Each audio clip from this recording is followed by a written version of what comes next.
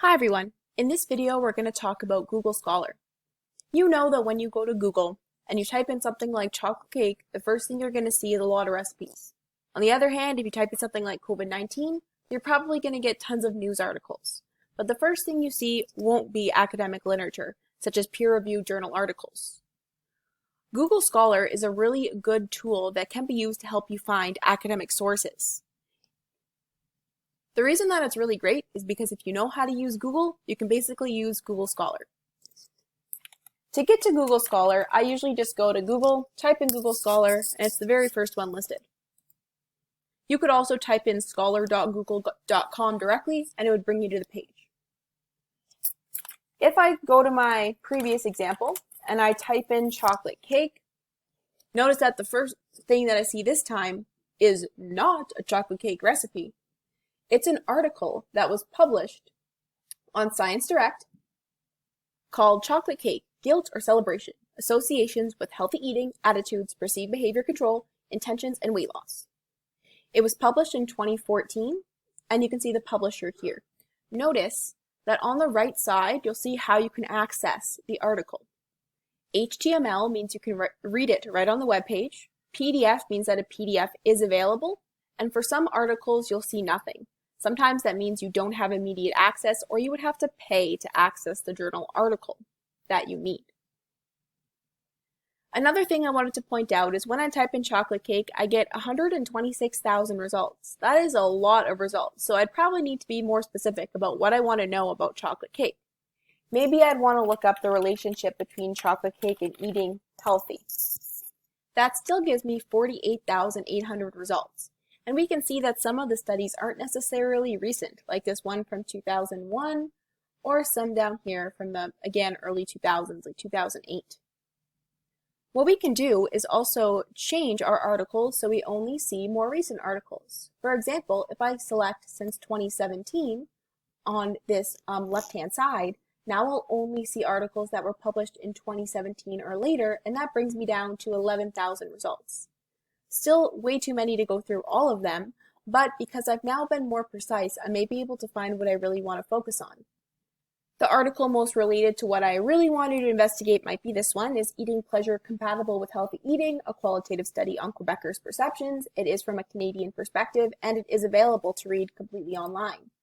So if I click there, I'd be able to go through the whole article, starting with the abstract.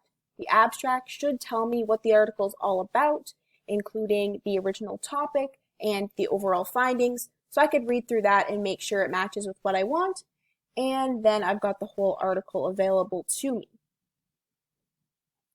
If this is an article you actually want to use after you've read through it, I'll show you how you can use Google Scholar to save and cite that work. The first thing you would do is press this star button if you'd like to save it, and it will be added to your library. You can access your library right over here, where the star symbol is, and then you can save any articles that you want to review later, and you can even label them. So you can tag them and organize them to keep your research for certain projects together, and save the articles you're going to continue use and need to refer back to. To actually cite it in your paper, if you click on the little quotation marks, you have the citation in many different styles. We're going to be using APA, so that is all done for you, and you won't have to do any additional work for the citation. The main reason I wanted to talk to you about Google Scholar, because like I said, you can search in the bar kind of like you do in Google, following the same tricks in terms of narrowing your search results and doing special searches to only look for certain words at a time. However, what is really great about Google Scholar is you can easily track where the article has been used by others and the references in the current article to allow you to do both backwards and forwards research. I'll explain what I mean by that. Number one is I click on the cited by section. What that will do is bring me to every article that has cited the article that I've identified as one that I wanted to use. Usually when other people are building on that information, it can give you more up-to-date findings, but they'll all have to be related to the original article in some way.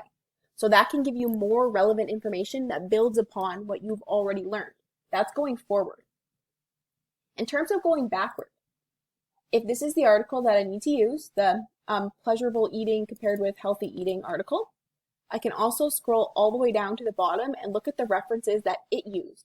It had to build on other work before it as well. So going through these resources and figuring out the most fundamental ones that are related to my topic, I can also work backwards in time before this article was published to find the most important references. That is really how you build a robust and good literature review. So you need to both look at the resources that your article used and the people who used your article. Another helpful link is related articles. If you click there, it will show you articles that are closest to yours that again can help you to keep working on your literature review. And we've now narrowed our results down to a more manageable number that you can actually search through. When you're using Google Scholar, as I already mentioned, you might not have access to every single journal article directly through the web or by PDF. So another feature you can use is if you go to this sidebar and you click on the settings. If you go to library links, you can actually add the Cambrian College Library. I'm going to type in Cambrian College, search it, and add it. Save. Now when I look things up, it will have this new link that says Get Full Text. And once I click on it, it tells me how I can find it directly through the Cambrian College Library. We'll talk about why using the library directly as a resource can be very helpful instead of using Google Scholar. However, if I go back to Google Scholar, I just wanted to emphasize the main points about using Google Scholar. First, it's really easy to navigate because you can type things in the search bar just like Google. However, it is going to show you academic literature that you can easily sort through, that you can clearly view who it's been cited by and what the original citations were, and you can get the citations already built for you. So altogether, I do recommend using Google Scholar to start you on your research path.